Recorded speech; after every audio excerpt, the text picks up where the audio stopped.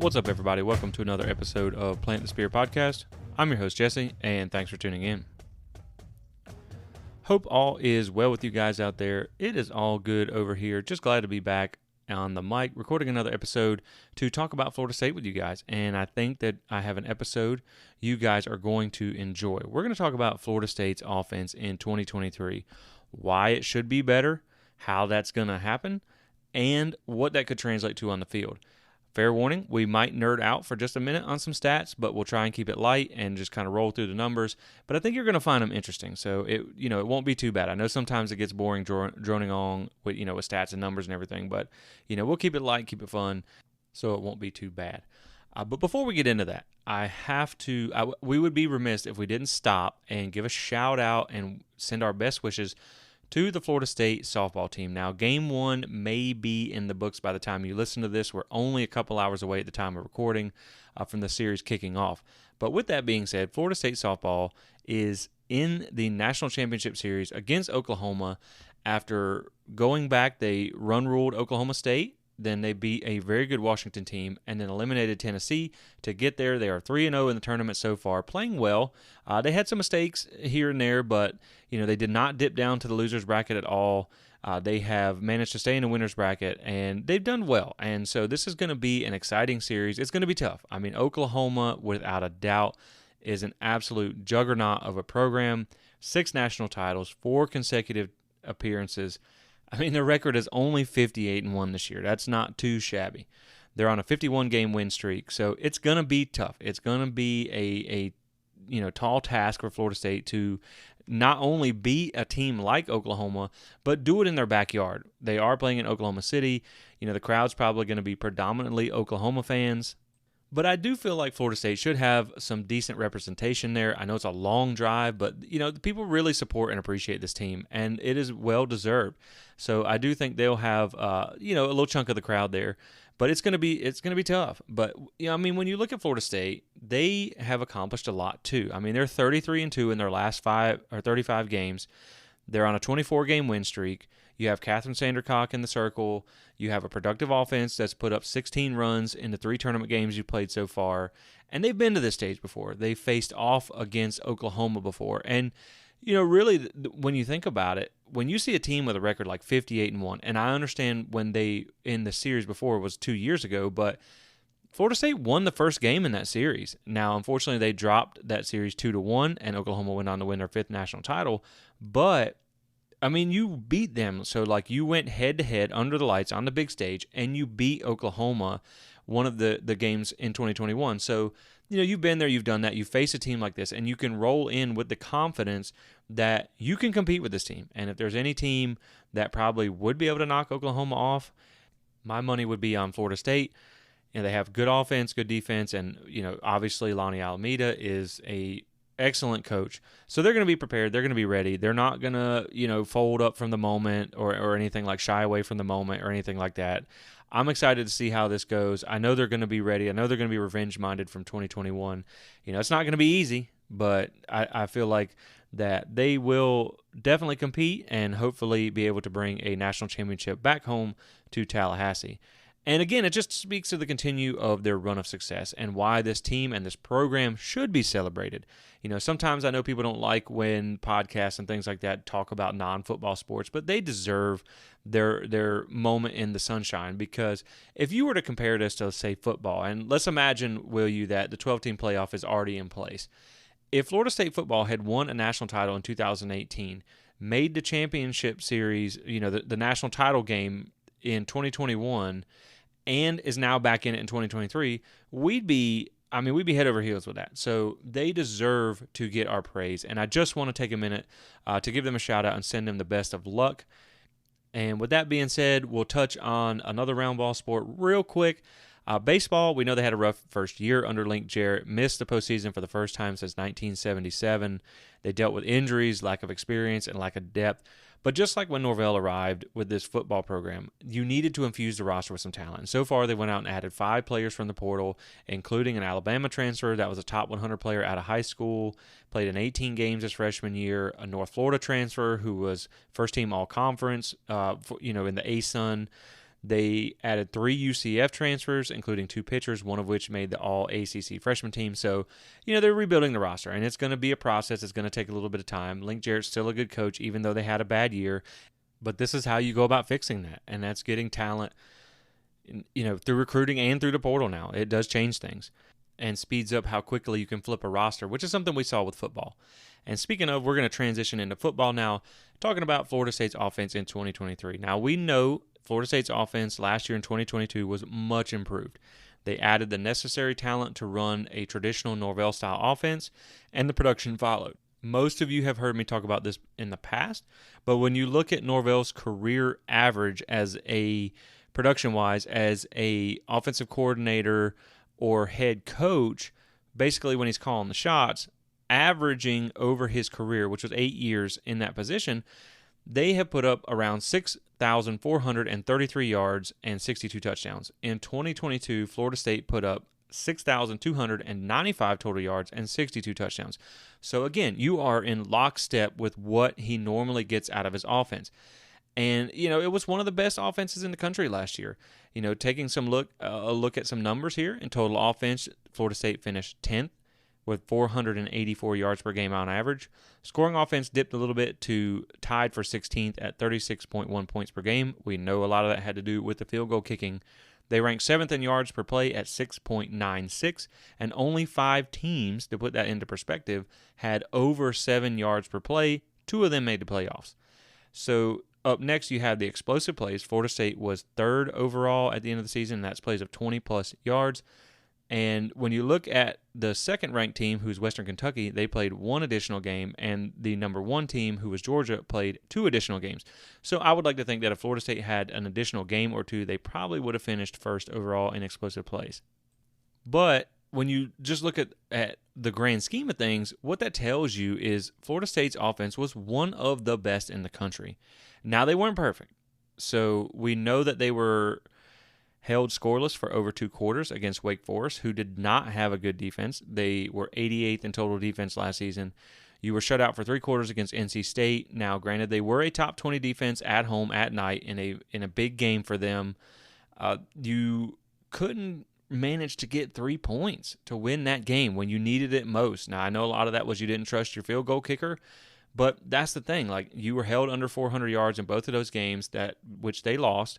You were held under 400 yards against LSU, and you only won by 1 point. So you can see how when Florida State's offense doesn't put up a ton of production, those games get pretty close. They get down to the wire. Now, of course, no one expects Florida State to go out and score 40 points and put up 500 yards on every single defense they face. There's good defenses out there. That's just football. You're not going to have a good day at the office every single day. But you can see what I'm getting at here. So, again, we have to mention that they were hurt by the field goal kicking last year. They missed 8 field goals and a PAT. They were 121st out of 131 teams in kicking. And while no one is expected to be perfect, I mean, you just gave away an average of 1.9 points per game, which would have put you at 38 points per game and bumped you up 5 spots in your scoring offense from 16th to 11th. So you can see the difference that it makes when you have a kicking game that, 1, alters your game plan, and 2, you can't rely on, and you missed a lot of points. And hopefully that gets corrected in 2023, because one of the areas they have to improve the most is in the red zone, which, again, a lot of that leads back to your kicking issues. So how does it get better? And what does that translate to as far as success on the field? So how we're going to approach this is we're going to talk about the added production from the portal that Florida State has brought in. And how we're going to do that is points versus replacement. So how many points do we expect from the new faces versus the faces that they're taking their spot, essentially? So what we're going to, and the thing is with Florida State, and you guys should know by now that I don't come on here to trash Florida State players. I try to avoid that. Everybody's out there giving it their all. I'm not going to talk bad about them.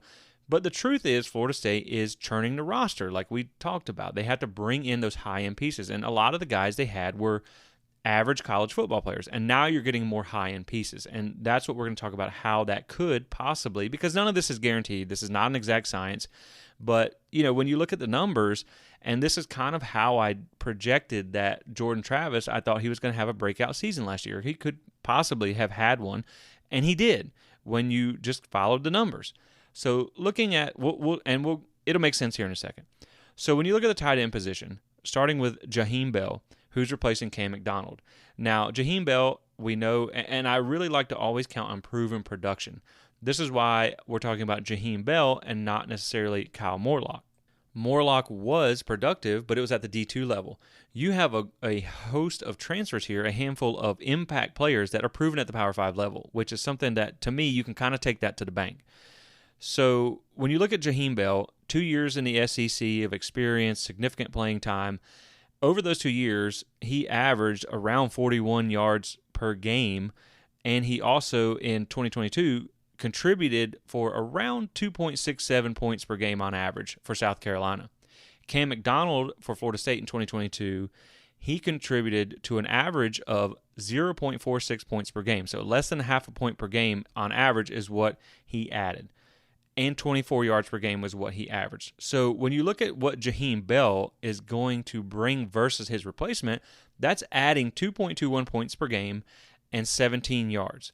Now, moving down to receiver, you have Keon Coleman. Again, a guy who comes in from Michigan State, proven at the Power 5 level, had a breakout season last year against some relatively tough defenses, and we'll get into that in a minute. But he produced in 2022 an average of 3.5 points per game and 66.5 yards per game. So Pokey Wilson, who had a good season. Now, he had a breakout year, and I was really happy to see that for him in his final year at Florida State. Keon Coleman's essentially going to replace what you had in Pokey Wilson. He produced an average of 1.85 points per game and 41.3 yards per game. So when you look at the receiver position right now, you're adding 1.65 points per game and 25.2 yards per game. Now, this last comparison may be you have to take it with a little bit of salt because we're going to have to reach back to 2021. But obviously we know Micah Pittman has transferred to Utah, and we more than likely expect Winston Wright to get the majority of snaps in his position. We know there's other players that are going to contribute, but let's just say Winston Wright is back, is healthy, is full go, and can produce at the level he did in 2021 when he was at West Virginia. So again, you have a guy who produced proven production at the Power 5 level.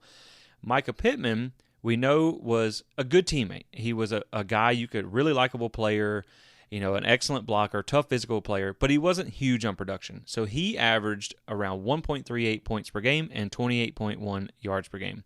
Winston Wright in 2021 attributed for 2.8 points per game for West Virginia and 53.1 yards per game, which is plus 1.42 points and 25 yards per game. So when you add all that up, just from 3 players alone, Pittman, Wilson, McDonald going out, and Bell, Coleman, and Wright coming in, you are adding 5.28 points per game and 67.2 yards. Now, like I said, again, you can't guarantee that those numbers are going to happen, but you also would expect that they're going to have better players around them to help them produce. They're going to probably have better quarterback play than what Keon Coleman got, than what Winston Wright got. I don't even know who the quarterback was in 2021 for West Virginia. Probably better than what Jaheim Bell got with Spencer Rattler at South Carolina.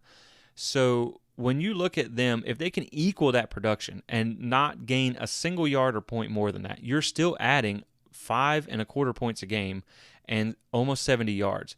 Now, but what does that mean? So when you look at the playoff teams in 2022, their average points per game was 41.1, with an average yards per game of 476. Now, Georgia, who won the national championship, averaged 501 yards per game. And, you don't really think about Georgia and offense. You think about their defense. But more and more in the modern era of college football, a lot of times you really need that high-powered offense to be able to go out and compete at a high level, make the playoffs, and potentially win a national championship. And, if you compare what Georgia has on offense and defense, no wonder they won like they did. And Florida State's defense is still pretty good. But if they can, and I expect them to be better in 2023, but if you can get that offense up there, then, you'll be able to win those shootout games. And so looking at what that translates to, so Florida State, if you add those numbers to what they did last year, so that would put them at 41.4 points per game. Now, remember what I just said, with all the playoff teams in 2022 averaging 41.1 points per game. If you add the yardage, you would put Florida State averaging around 551 yards per game. So you would have been the number one offense in yards per game, and you would have been tied for third with Southern Cal in points per game.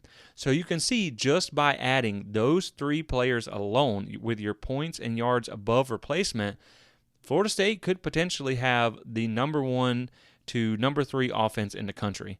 And that's huge. You would go from 16th in scoring offense up to third and 10th up to first in yards per game.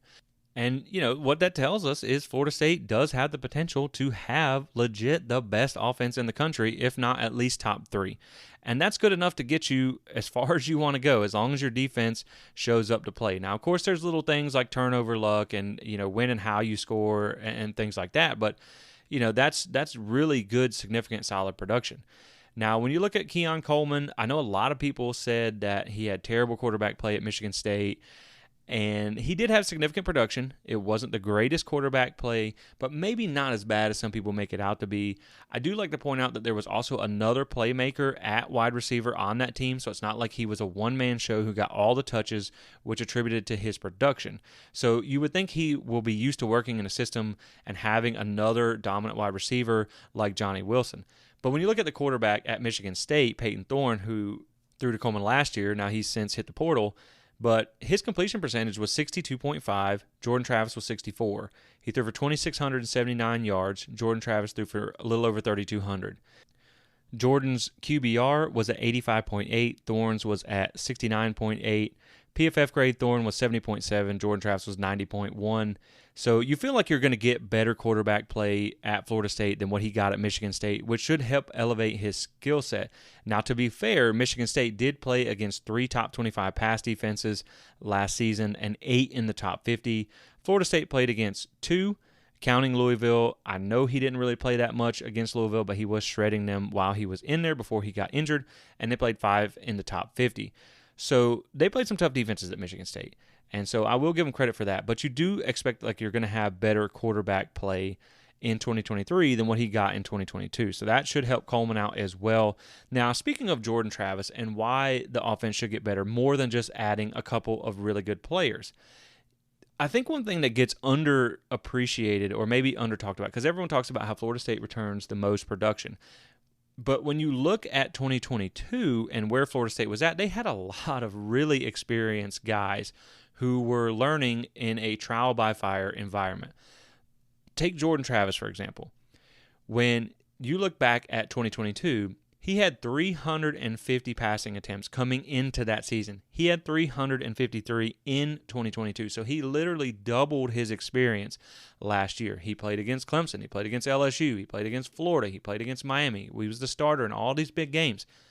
So now you have the experience in these situations. You have a full year as a starter. You have the confidence that you can perform at a high level. There was a lot of doubts about whether he could throw the ball or not. He has another year of development. So these are the things that I think don't really get talked about a whole lot about how Florida State's offense took off last year, considering it was really kind of a new group of inexperienced guys. So, like I said, when you talk about Jordan Travis, his entire career he had thrown for 22 touchdowns. Last year he threw for 24. So again, you just see the development and the experience that he has that is going to be huge for them going forward, especially the most important position on the field. And we got some other guys to get to as well. He also ran the ball considerably less last year than he normally did, but still put up higher yards per carry and a equivalent level of touchdowns to what he has in the past. So he's potentially even a more efficient runner who is more willing and confident in relying on his arm now. So continuing down the line, you have Johnny Wilson, which is kind of the same story. When you look at where he was coming into last season, he only had 18 catches for 237 yards and 1 touchdown prior to 2022. Last season, he had 43 catches, 897 yards, and 5 touchdowns. So, this is a guy who's got more experience, more development, and we know he had some issues to clean up because he was inexperienced. We knew he was kind of a raw talent coming in last year. He even said himself he didn't know that anyone was even going to reach out to him when he entered the portal. So we've heard he's gotten better at some things as far as the drops go. You got another year in this offense. Your timing with Jordan Travis is going to be better. and he has more talented weapons around him to, take some of the coverage off of him. Because, you can double Johnny Wilson if you want. It's still probably not fair. He's a 6'7" athletic freak mismatch that's almost impossible to cover. But you could, if you were going to double him now, okay, what are you going to do? Leave Keon Coleman uncovered? You're going to leave Jaheim Bell uncovered? You know what I mean? Like, you got to pick your poison with this offense. You have so many talented weapons that it's going to help open everybody up. And so, in theory, that should make for a better season for Johnny Wilson in 2023. And we haven't even got to the rest of the receiving core yet. You have Kentron Portier, who now has more experience and looked dominant in the spring. You have Ja'Kai Douglas, who was injured for part of last year, who should be back healthy now. Deuce Spann, who was brand new to even playing the position after transitioning from quarterback, he's got another year of development. Marqueston Douglas had a solid year last year, getting some experience, really came on late in the season. And like we said, that doesn't even account for Kyle Morlock. Now, granted, his production was at Division II level, so we'll have to wait and see how that translates over to Power 5. But he was he's still a 6'7" mismatch who has produced in college football. So that's another guy to look out for. And, guys, let's be honest. From some of the pictures, looking at Destin Hill, he looks in the type of shape, and I know physical condition is different than being, back in football shape, but this is a guy that I'm looking at to contribute this year. I think that it's going to be like we talked about with Deuce Spann last year. I think he's just such a talented athlete, and that level of speed that he has, you have to find ways to get the ball in his hands. So I think Destin Hill could be a guy that can contribute. And we still haven't even mentioned the probably king of the spring, Vandravius Jacobs, as well as 5-star wide receiver Hakeem Williams, who did come on a little bit slow. But, throughout the course of the season, he could develop and certainly contribute. Moving back to running back, I know you lose Trayshawn Ward, who had a lot of experience, but Trey Benson, who looks to step into the RB1 position, he only had 6 carries for 22 yards and a touchdown prior to 2022 because of an injury. Last year, he had 154 carries, 994 yards, and 9 touchdowns. This is a guy who was almost Florida State's first 1,000-yard rusher since Cam Akers in, realistically, his first full season as a Power 5 running back. So he even admitted there were some things that he had to get better at. That's why he came back. So I expect him to take another step forward next year. I hope he does crack the 1,000-yard mark. He'll be more of the lead back this year, and there's some other guys, of course, that are going to get playing time. Speaking of, you have Toa Philly, who I count more as an all-purpose back because he does a lot of receiving work out of the backfield. So, again, same story with him. When you look at his 2022 all-purpose stats, he had 118 touches, 722 yards, and 6 touchdowns. Prior 2 years, he had 91 total touches, 655 total yards, and 5 touchdowns. So, you have a guy who has gained a significant amount of experience compared to what he had previously. And while it was in a more limited capacity, you also had Rodney Hill as a freshman, got some quality carries. You also had C.J. Campbell get some experience. You have Keziah Holmes coming in, who's a guy who has a limited amount of snaps at Penn State, but still he's been in Power 5, so you have that experience now. When you look up front at the offensive line, of course, unfortunately, you do lose Dylan Gibbons, who is an experienced starter for you, but when you look at the 8 guys who I expect to be significant contributors, this doesn't count a lot of the young guys who, may play in garbage time or something like that. These are 8 of the guys that I expect to be either starters or significant contributors. Granted, all this wasn't at Florida State, but still, a lot of it outside of Jeremiah Byers was all Power 5 experience. Last year, that core group of 8 guys gained 4,743 snaps. They also gained a combined 70 starts in 2022. So, and Jeremiah Byers, like I said, it wasn't Power 5, but, this is one of the offensive line I'm most excited about. He was at UTEP, but he was an all-conference player, and now you have a group that is a pretty experienced offensive line and a lot of Power 5 experience at that. And so that's going to pay, again, that's going to all this stuff, all of this snowballs to paying dividends going forward. This is how you build that elite offense. You up your talent level. You add the playmakers necessary. You get the experience. You bring that back. And that's why Florida State's offense should take a huge step forward. And that's not even mentioning that now this is the second year under Norvell and Atkins working together. Everybody knows how it is. When you're a new working relationship, there's going to be some things you got to iron out, you got to hammer out. And now that you're in year 2, your play caller and your offensive coordinator should be more gelled, more on the same page. There's not going to be as much guesswork. So you also don't play two of the top 25 defenses you played in 2022. No NC State this year. No Louisville this year. You do add Pitt, who was a top 25 defense last year. Virginia Tech was a little better than Georgia Tech. Louisiana's defense was slightly better than Southern Miss. So, again, you just add in more talented players, more experience on the coaching staff as a unit, and you add in maybe a little bit easier schedule as far as some of the defenses that you're going to face. And this is why Florida State should be able to have, borderline elite offense in 2023. As long as they can stay healthy, as long as they can cut out a lot of the small mistakes that we saw last year, costly penalties, dropped passes, which is pretty much what lost them the NC State game. If you can be efficient and stay healthy in this offense, there's no reason Florida State can't have one of the top three, if not the best offense in the country. And like we mentioned before, as long as their defense can be good enough, and I feel like the only question right now is the safety position, but to me, they've upgraded at every other position on the defense. So it should translate into not only a more complementary football. You should have a better defense this year as well as an elite offense. And, if you want to win the conference, if you want to play for the national championship, that's where you need to be. And I'm excited to watch it.